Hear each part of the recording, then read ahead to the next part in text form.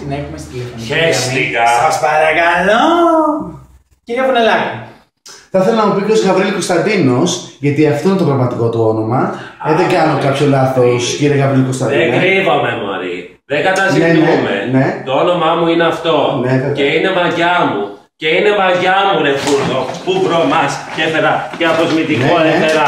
Και κολόνιες έφερα. Και πλήν τα πόδια σου, Μωρή. Ναι. Θα ήθελα να τολμάει, λέω. Τολμάει να μου λέει σοβαρότητα όταν την ίδια την παίρνουν νουμεράδα και έχει γίνει ο κόλλος του μετρό. Σας παρακαλώ. Τι είναι αυτό?